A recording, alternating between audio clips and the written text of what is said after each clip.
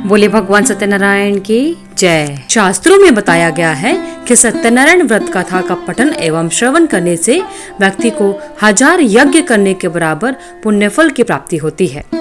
सत्यनारायण भगवान व्रत कथा में भगवान विष्णु के सत्य स्वरूप के बारे में बताया गया है।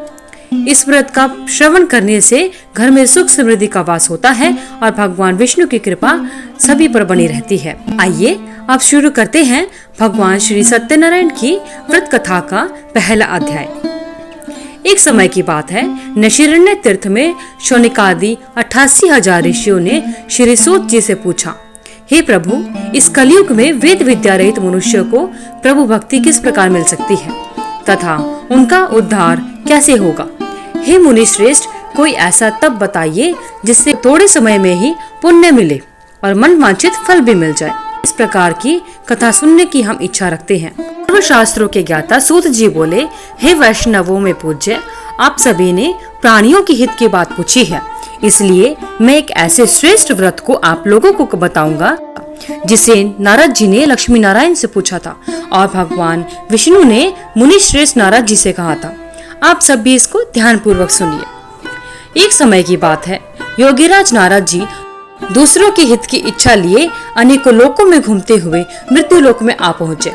यहाँ उन्होंने अनेक योनियों में जन्मे प्राय सभी मनुष्य को अपने कर्मों द्वारा अनेकों दुखों से पीड़ित देखा। उनका दुख देख नारद जी सोचने लगे कि कैसा यत्न किया जाए जिसके करने से निश्चित रूप से मानव के दुखों का अंत हो जाए। इसी पर विचार करते हुए वह विष्णु लोक में गए। वहाँ नारद जी देवों के ईश नारायण जी की स्तुति करने लगे, जिनके हाथों में शंख, चक्र, गदा और पद्य थे, गले में वरमाला थी। स्तुति करते हुए नारद जी बोले, हे भगवान, आप अत्यंत शक्ति से संपन्न हैं, मन तथा वाणी भी आपको नहीं पा सकती। आपका आदि, मध्य तथा अंत नहीं है। निर्गुण स्वरूप सृष्टि के कारण भक्तों के दुख को दूर करने वाले हैं। आपको मेरा नमस्कार। नारद जी की स्तुति सुनकर भगवान विष्णु बोले, हे मुनिश्रेष्ठ, आपके मन में क्या बात है? आप यहाँ पर किस काम के लिए आए हैं, उसे निसंकोच कहिए। इस पर नारद मुनि बोले कि मृत्युलोक में अनेक योनियों में जन्मे मनुष्य अपने कर्मों के द्वारा अनेक दुख से दुखी हो रहे हैं।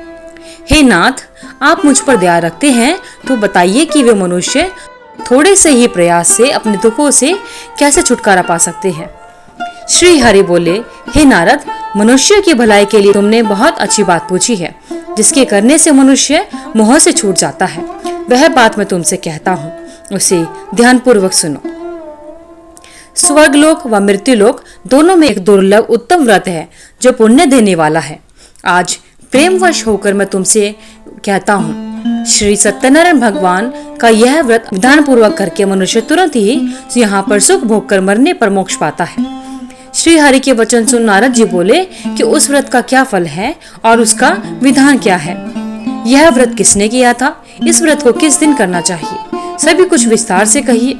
नारद जी की बात सुनकर श्री हरि बोले, दुख व शोक को दूर करने वाला, यह सभी स्थानों पर विजय दिलाने वाला है। मानव को भक्ति व श्रद्धा के साथ शाम को श्री सत्यनारायण की पूजा धर्म परायण होकर ब्राह्मणों व बंधुओं के साथ करनी चाहिए। भक्ति भाव से ही नैवेद्य, केले का फल, घी, दूध और गेहूं का आटा सवाया ले। गेहूं के स्थान पर साठी का आटा, शक्कर, गुड़ लेकर व सभी भक्षण योग्य पदार्थों को मिलाकर भगवान श्री सत्यनारायण का भोग लगाएं। ब्राह्मणों सहित बंधु बांधवों को भी भोजन कराएं। उसके बाद स्वयं भोजन करना चाहिए। भजन कीर्तन के साथ भगवान की भक्ति में लीन हो जाए। इस तरह से सत्यनारायण भगवान का यह व्रत करने पर मनुष्य की सभी इच्छाएं पूरी हो जाती हैं। इस कली काल अर्थात कलयुग में मृत्युलोक में मोक्ष का यही एक सरल उपाय बताया गया है। श्री सत्यनारायण व्रत कथा का पहला अध्याय संपूर्ण होता है। बोले श्री सत्यनारायण भगवान की जय। आइए भक्तजनों, अब सुनते हैं सत्यनारायण भगवान की व्रत कथा का दूसरा अध्याय। श्री सूत जी बोले, हे ऋषियों, जिसने पहले समय में इस व्रत को किया था उसका इतिहास कहता हूँ, सभी ध्यान पूर्वक सुनो। सुंदर काशीपुरी नगरी में एक अत्यंत निर्धन ब्राह्मण रहा करता था। भूख प्यास से परेशान वह धरती पर घूमता रहता था। ब्राह्मणों से प्रेम करने वाले भगवान ने एक दिन ब्राह्मण का वेश धारण करके उसके पास जाकर पूछा, हे विप्र, नित्य दुखी होकर तुम यहाँ से वहां क्यों घूमते हो? गरीब ब्राह्मण बोला, मैं निर्धन ब्राह्मण हूँ, भिक्षा के लिए धरती पर घूमता हूँ। हे भगवान, यदि आप इसका कोई उपाय जानते हो तो बताइए। वृद्ध ब्राह्मण कहता है कि सत्यनारायण भगवान मनोवांछित फल देने वाले हैं, इसलिए तुम उनका पूजन करो। इसे करने से मनुष्य सभी दुखों से मुक्त हो जाता है। बूढ़ा ब्राह्मण बनकर आए सत्यनारायण भगवान उस निर्धन ब्राह्मण को व्रत का सारा विधान बताकर अंतर्ध्यान हो जाते हैं। ब्राह्मण मन ही मन सोचने लगा कि जिस व्रत को वृद्ध ब्राह्मण करने को कहकर गया है, मैं उसे जरूर करूंगा। यह निश्चय करने के बाद उसे रात में नींद नहीं आई। वह सवेरे उठकर सत्यनारायण भगवान के व्रत का निश्चय कर भिक्षा के लिए चला गया। उस दिन निर्धन ब्राह्मण को भिक्षा में बहुत सा धन मिला, जिससे उसने बंधु बांधवों के साथ मिलकर श्री सत्यनारायण भगवान का व्रत संपन्न किया। भगवान सत्यनारायण का व्रत संपन्न करने के बाद वह निर्धन ब्राह्मण सभी दुखों से छूट गया और अनेक प्रकार की संपत्तियों से युक्त हो गया। उसी समय से यह ब्राह्मण हर माह इस व्रत को करने लगा। इस तरह से सत्यनारायण भगवान के व्रत को जो मनुष्य करेगा वह सभी प्रकार के पापों से छूटकर मोक्ष को प्राप्त होगा। जो मनुष्य इस व्रत को करेगा वह भी सभी दुखों से मुक्त हो जाएगा। सूत जी बोले कि इस तरह से नारद जी से नारायण जी का कहा हुआ श्री सत्यनारायण व्रत को मैंने तुमसे कहा, मैं अब और क्या कहूँ। ऋषि बोले, हे मुनिवर, संसार में उस विप्र से सुनकर और किस किस ने इस व्रत को किया, हम सब इस बात को सुनना चाहते हैं। इसके लिए हमारे मन में श्रद्धा का भाव है। सूत जी बोले, हे मुनियों, जिसने इस व्रत को किया वे सब सुनो। एक समय वही विप्र धन व ऐश्वर्य के अनुसार अपने बंधु बांधवों के साथ इस व्रत करने को तैयार हुआ। उसी समय एक लकड़ी बेचने वाला बूढ़ा आदमी आया और लकड़ियां बाहर रखकर अंदर ब्राह्मण के घर में चला गया। प्यास से दुखी वह लकड़हारा उनको व्रत करते देखकर विप्र को नमस्कार कर पूछने लगा कि आप यह क्या कर रहे हैं। तो उन्होंने बताया कि व्रत कर रहा हूँ तथा इसे करने से क्या फल मिलेगा, कृपया मुझे भी बताइए। ब्राह्मण ने कहा कि सब मनोकामनाओं को पूरा करने वाला यह सत्यनारायण भगवान का व्रत है। इनकी कृपा से ही मेरे घर में धन धान्य की वृद्धि हुई है। विप्र से सत्यनारायण व्रत के बारे में जानकर लकड़हारा बहुत प्रसन्न हुआ।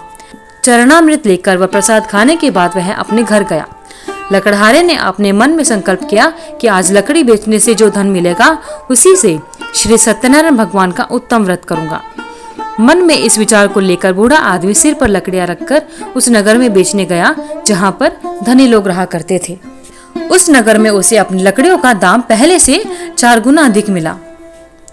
बूढ़ा प्रसन्नता के साथ दाम लेकर केले, शक्कर, घी, दूध, दही और गेहूं का आटा लेकर सत्यनारायण भगवान के व्रत की अन्य सामग्रियां लेकर अपने घर गया। वहां उसने अपने बंधु बांधवों को बुलाकर विधि विधान से सत्यनारायण भगवान का पूजन और व्रत किया। इस व्रत के प्रभाव से वह बूढ़ा लकड़हारा धन पुत्र से युक्त होकर संसार के समस्त सुख भोगकर अंतकाल में बैकुंठ धाम को चला गया। श्री सत्यनारायण व्रत कथा का दूसरा अध्याय संपूर्ण होता है। श्री सत्यनारायण भगवान की व्रत कथा का तीसरा अध्याय। सूत जी बोले, हे श्रेष्ठ मुनियों, अब आगे की कथा कहता हूँ। पहले समय में उल्कामुख नाम का एक बुद्धिमान राजा था। वह सत्यवक्ता और जितेंद्रिय था। प्रतिदिन देव स्थानों पर जाता और निर्धनों को धन देकर उनके कष्ट दूर किया करता था। उसकी पत्नी कमल के समान मुख वाली तथा सत्य साध्वी थी। भद्रशिला नदी के तट पर उन दोनों ने श्री सत्यनारायण भगवान का व्रत किया। उसी समय साधु नाम का एक वैश्य आता है और उसके पास व्यापार करने के लिए बहुत सा धन भी था। राजा को व्रत करता देखकर वह विनय के साथ पूछने लगा, हे राजन, भक्ति भाव से पूर्ण होकर आप यह क्या कर रहे हैं? मैं सुनने की इच्छा रखता हूँ, तो आप मुझे बताएं। राजा बोला, हे साधु, अपने बंधु बांधवों के साथ पुत्र की प्राप्ति के लिए एक महाशक्तिमान श्री सत्यनारायण भगवान का व्रत व पूजन कर रहा हूँ। राजा के वचन सुनकर साधु आदर से बोला, हे राजन, मुझे इस व्रत का सारा विधान कहिए। आपके कथन के अनुसार मैं भी इस व्रत को करूंगा। मेरी भी संतान नहीं है और इस व्रत को करने से निश्चित रूप से मुझे संतान की प्राप्ति होगी। राजा से व्रत का सारा विधान सुनकर व्यापार से निवृत्त होकर वह अपने घर गया। साधु वैश्य ने अपनी पत्नी को संतान देने वाले इस व्रत का वर्णन कहकर सुनाया और कहा कि जब मेरी संतान होगी तब मैं इस व्रत को करूंगा। साधु ने इस तरह के वचन अपनी पत्नी लीलावती से कहे। उसके बाद सत्यनारायण भगवान की कृपा से लीलावती गर्भवती हो गई। 10वें महीने में उसके गर्भ से एक सुंदर कन्या ने जन्म लिया। वह दिनों दिन ऐसे बढ़ने लगी जैसे शुक्ल पक्ष का चंद्रमा बढ़ता है। माता पिता ने अपनी कन्या का नाम कलावती रखा। एक दिन लीलावती ने मीठे शब्दों में अपने पति को याद दिलाया कि आपने भगवान सत्यनारायण के जिस व्रत को करने का संकल्प किया था उसे करने का समय अब आ गया है। आप इस व्रत को करिए। साधु बोला कि हे प्रिय, इस व्रत को मैं उसके विवाह पर करूंगा।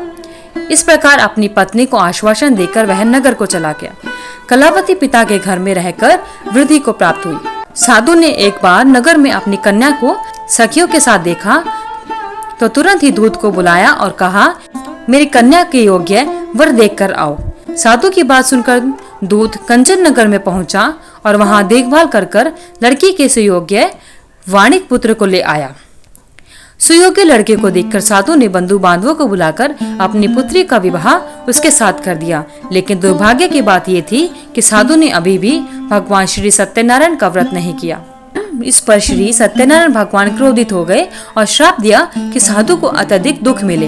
अपने कार्य में कुशल साधु बनिया जमाई को लेकर समुद्र के पास स्थित होकर रत्नासारपुर नगर में गया।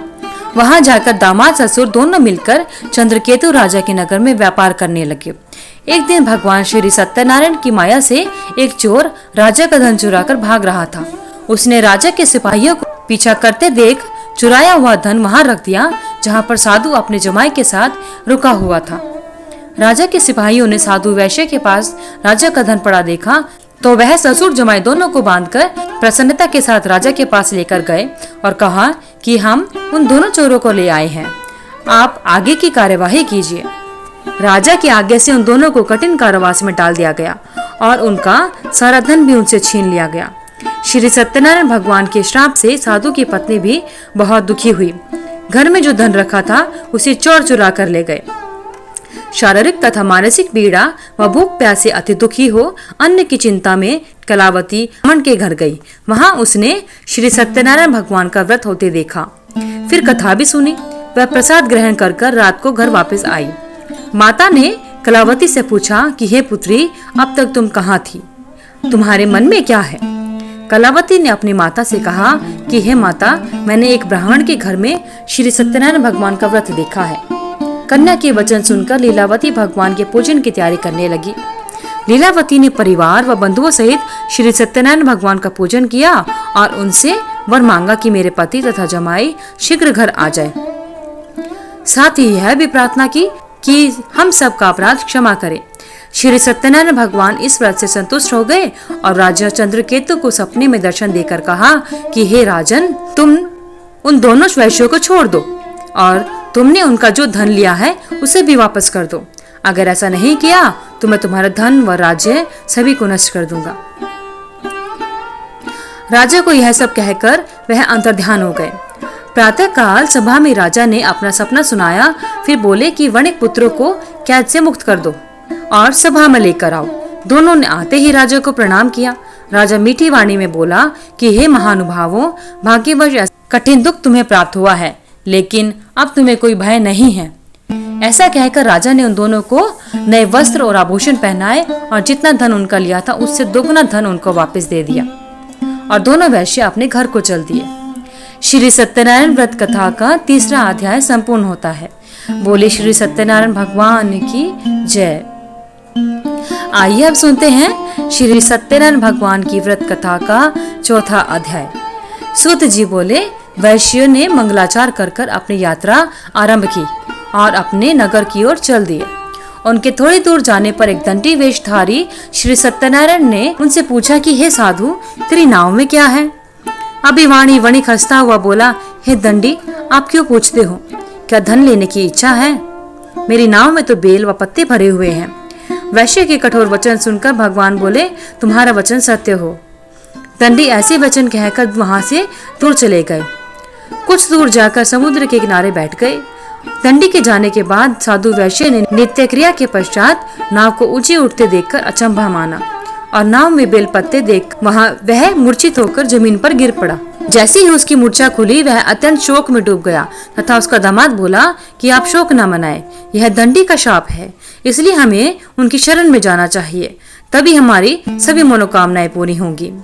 दामाद की बात सुनकर वह दंडी के पास पहुंचा और अत्यंत भक्ति भाव नमस्कार कर कर बोला, मैंने आपसे जो असत्य वचन कहे थे उसके लिए मुझे क्षमा कर दे। ऐसा कहकर महान शोकातुर होकर रोने लगा।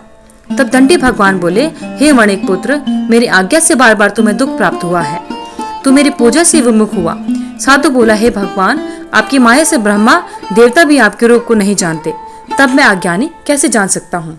आप प्रसन्न होइए, अब मैं सामर्थ्य के अनुसार आपकी पूजा करूंगा, मेरी रक्षा करो और पहले के समान नौका में धन भर दो।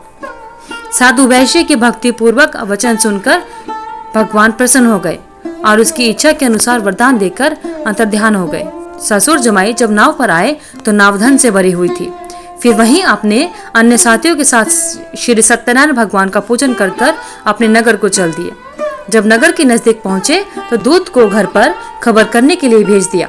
दूत साधु की पत्नी को प्रणाम कर कर कहता है कि मालिक अपने दामाद के सहित नगर के निकट आ गए हैं। दूत की बात सुनकर साधु की पत्नी लीलावती ने बड़े हर्ष के साथ सत्यनारायण भगवान का पूजन कर कर अपनी पुत्री कलावती से कहा कि मैं अपने पति के दर्शन को चाहती हूँ, तू कार्य पूर्ण कर कर शीघ्र आ जा। माता के ऐसे वचन सुनकर कलावती जल्दी में प्रसाद छोड़कर अपने पति से मिलने चली गई। प्रसाद की अवज्ञा के कारण श्री सत्यनारायण भगवान रुष्ट हो गए और नाव सहित उसके पति को पानी में डुबो दिया। कलावती अपने पति को वहां ना पाकर रोती हुई जमीन पर गिर गई। नौका को डूबा हुआ देख व कन्या को रोता देखकर साधु दुखी होकर बोला कि हे प्रभु, मुझसे तथा मेरे परिवार से जो भूल हुई है उसे क्षमा करें। साधु के ऐसे वचन सुनकर श्री सत्यनारायण भगवान प्रसन्न हो गए और आकाशवाणी होती है कि हे साधु, तेरी कन्या मेरे प्रसाद को छोड़कर आई है, इसलिए उसका पति अदृश्य हो गया है। यदि वह घर जाकर प्रसाद खाकर वापस आती है तो इसको इसका पति अवश्य मिल जाएगा। ऐसी आकाशवाणी सुनकर कलावती घर पहुंचकर प्रसाद खाती है और फिर आकर अपने पति के दर्शन करती है। उसके बाद साधु अपने बंधु बांधवों के सहित श्री सत्यनारायण भगवान का विधि विधान से पूजन करता है और इस लोक का सुख भोग कर वह अंत में स्वर्ग को चला जाता है। श्री सत्यनारायण व्रत कथा का चौथा अध्याय संपूर्ण होता है। बोले श्री सत्यनारायण भगवान की जय। आइए भक्तजनों, श्री सत्यनारायण भगवान की व्रत कथा का 5वां अध्याय सुनते हैं। यह अध्याय भगवान श्री सत्यनारायण की कथा का आखिरी अध्याय है। सूत जी बोले, हे ऋषियों, मैं और भी एक कथा सुनाता हूँ, उसी विधान पूर्वक सुनो। प्रजापालन में लीन तुंगध्वज नाम का एक राजा था। उसने भी भगवान का प्रसाद त्याग कर बहुत ही दुख सहन किया। एक बार वन में जाकर वन्य पशुओं को मारकर वह बड़ के पेड़ के नीचे आया। वहां उसने ग्वालों को भक्ति भाव से अपने बंधुओं के सहित भक्त सत्यनारायण भगवान का पूजन करते देखा। अभिमानवश राजा ने उन्हें देखकर भी पूजा स्थान पर नहीं गया और न ही उसने भगवान को नमस्कार किया। ग्वालों ने राजा को प्रसाद दिया, लेकिन उसने वह प्रसाद भी नहीं खाया और प्रसाद को वहीं पर छोड़कर अपने नगर को चला गया। जब वह नगर में पहुंचा तो वहां सब कुछ तहस नहस हुआ पाया, तो वह शीघ्र ही समझ गया कि यह सब भगवान ने ही किया है। वह दोबारा ग्वालों के पास पहुंचा और विधि पूर्वक पूजा कर कर प्रसाद खाया तो श्री सत्यनारायण भगवान की कृपा से सब कुछ पहले जैसा हो गया। दीर्घ काल तक सुख भोगने के बाद मरणोपरांत उसे स्वर्ग लोक की प्राप्ति हुई। जो मनुष्य परम दुर्लभ इस व्रत को करेगा तो भगवान श्री सत्यनारायण की कृपा से उसे धन धान्य की प्राप्ति होगी। निर्धन धनी हो जाता है और भय मुक्त होकर जीवन जीता है। संतानहीन मनुष्य को संतान सुख मिलता है और सारे मनोरथ पूर्ण हो जाते हैं और अंत काल में वह मानव वैकुंठ धाम को जाता है। सूत जी बोले, जिन्होंने इस व्रत को किया, अब उनके दूसरे जन्म की कथा कहता हूँ। वृद्ध शतानंद ब्राह्मण ने सुदामा का जन्म लेकर मोक्ष की प्राप्ति की। लकड़हारे ने अगले जन्म में निषाद बनकर मोक्ष प्राप्त किया। उल्कामुख नाम का राजा दशरथ होकर बैकुंठ को गए। साधु नाम के वैश्य ने मोरध्वज बनकर अपने पुत्र को आरे से चीरकर मोक्ष पाया। महाराज तुंगध्वज ने स्वयंभू होकर भगवान में भक्ति युक्त होकर कर्म कर कर मोक्ष को प्राप्त किया। श्री सत्यनारायण व्रत कथा का 5वां अध्याय संपूर्ण होता है। बोले श्री सत्यनारायण भगवान की जय।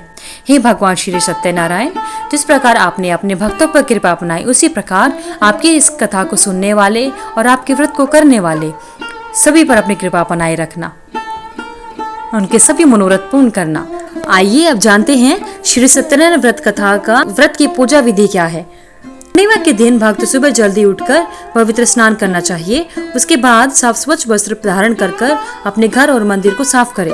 भगवान सूर्य को अर्घ दे, उनके मंत्रों को जाप करे। एक लकड़ी की चौकी पर पीला कपड़ा बिछाएं और भगवान सत्यनारायण की प्रतिमा या तस्वीर को स्थापित करें।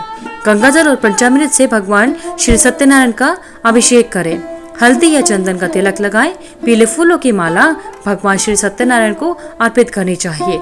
देशी घी का दिया भगवान सत्यनारायण की प्रतिमा के सामने अवश्य जलाना चाहिए। सत्यनारायण व्रत कथा का पढ़ना एवं सुनना आवश्यक होता है और अंत में भगवान सत्यनारायण की आरती करें। भोग प्रसाद परिवार के सभी सदस्यों में बांटे। प्रसाद खाकर अपने व्रत का पारण करें और साथ ही भोजन से व्रत खोलें। धन्यवाद। अगर आपको वीडियो अच्छी लगी तो वीडियो को लाइक करें, शेयर करें, चैनल को सब्सक्राइब करके बेल आइकन को जरूर प्रेस करें ताकि आगे आने वाले सभी वीडियोस की नोटिफिकेशन आप तक समय से पहुंचती रहे। कमेंट बॉक्स में जय श्री सत्यनारायण लिखना ना भूले। भगवान श्री सत्यनारायण की आप सभी पर कृपा बनी रहे।